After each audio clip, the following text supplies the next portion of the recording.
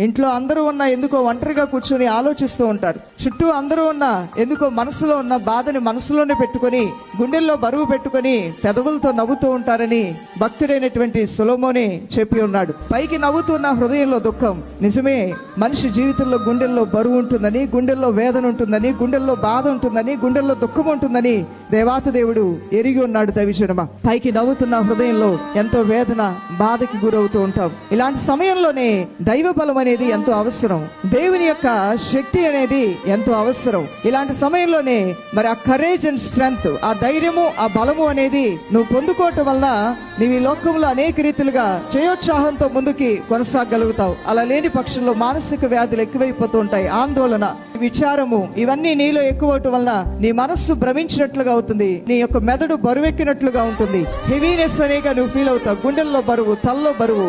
అనుక్షణము నువ్వు ఆలోచించి అనుక్షణము ఒత్తిడికి గురవటం వలన నీ గుండె వేగం కొట్టుకోవటం అధికం ప్రారంభమవుతుంది. ఆరోగ్యం చెడిపోయే అవకాశం ఉంది. మనశ్శాంతి పోగొట్టుకునే అవకాశం ఉంది. నీ చుట్టూ ఉన్నటువంటి మేలులకి నువ్వు దూరంగా వెళ్లిపోయే అవకాశం ఉంది. నష్టాలు పాలైపోయే అవకాశం ఉంది. కాబట్టి నీ దేవుడు అంటున్నాడు, అటు వాటన్నిటికీ కూడా నువ్వు దూరంగా ఉండు. నా సన్నిధిలో సంపూర్ణ సమాధానం ఉంది అంటున్నాడు దేవాతి దేవుడు.